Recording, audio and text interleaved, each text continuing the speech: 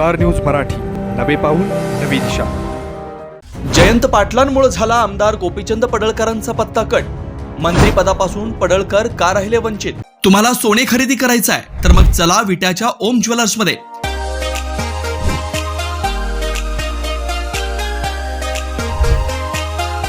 विट्यातील प्रथम सोन्याचे 100% BIS 916 हॉलमार्क्ड jewellery showroom.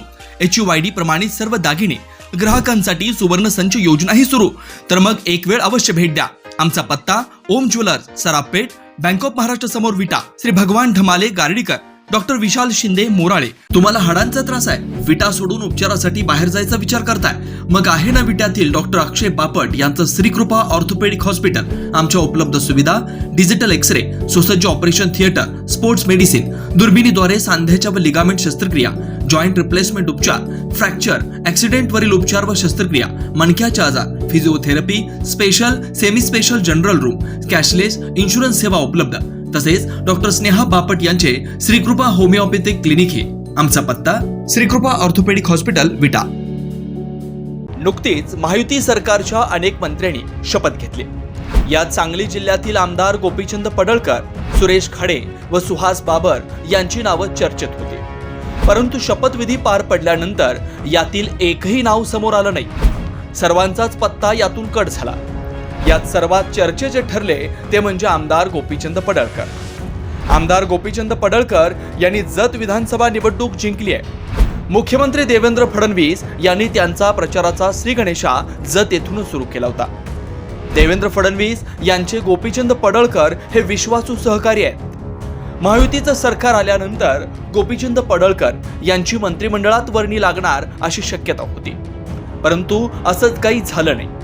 आमदार गोपीचंद पडळकर यांच्या नावाची केवळ चर्चाच झाली. मंत्रिमंडळ शपथविधी पार पडला आणि आता चर्चा सुरू झाली ती नाराज आमदारांची. अनेकांना आशा होती की या मंत्रिमंडळात आपल्याला स्थान मिळेल, परंतु त्यांच्या पदरी निराशा झाली. भल्या भल्यांचे पत्ते यातून कट झाले. सांगली जिल्ह्यातही अनेक जण मंत्रिपदाच्या शर्यतीत होते. मात्र आता सांगली जिल्ह्याला या मंत्रिपदापासून वंचितच राहावं लागणार आहे. 2.5 वर्षानंतर आमदार गोपीचंद पडळकर यांना मंत्रिपदाची लॉटरी लागणार असल्याचं वृत्त असलं तरी पुढील गणित ही त्या वेळच्या परिस्थितीवर अवलंबून असणार आहे. त्यामुळे सध्या आमदार गोपीचंद पडळकर यांना आमदार म्हणूनच नेटानं काम करावं लागणार आहे. गेल्या 2 दिवसापासून राष्ट्रवादीचे नेते जयंत पाटील हे अजित पवार गटात येणार असल्याच्या बातम्या आहेत. अमोल मिटकरी यांनी शपथविधीनंतर आम्ही एक जागा सांगलीसाठी राखून ठेवली आहे, ती कदाचित त्यांना दिली जाईल असंही त्यांनी सूचक विधान केलंय. त्यामुळे जयंत पाटील हे सरकारमध्ये सामील होणार का हे बघावं लागणार आहे. आमदार गोपीचंद पडळकर यांनी पवार घराण्यावरती जोरदार टीका केली होती. अजित पवार हे महायुतीत आल्यापासून त्यांनी शरद पवारांवर आपली तोफ डागली होती. जयंत पाटील यांनाही त्यांनी टार्गेट केलं होतं. मुख्यमंत्री देवेंद्र फडणवीस यांनीही शपथविधीनंतर गोपीचंद पडळकर यांना पुढे भविष्य आहे असं सांगून त्यांच्या आशा पल्लवीत ठेवल्या. मात्र जयंत पाटील यांच्या या सरकारमध्ये सामील होण्यानं आमदार गोपीचंद पडळकर यांचा पत्ता कट होतोय का असं मात्र बोललं जात आहे. जयंत पाटील हे या सरकारमध्ये सामील झाल्यास आमदार गोपीचंद पडळकर यांची पुढील भूमिका काय असणार याकडे मात्र सर्वांच्या नजरा लागून राहिल्यात. स्टार न्यूज मराठीसाठी चंद्रकांत जाधव, विटा.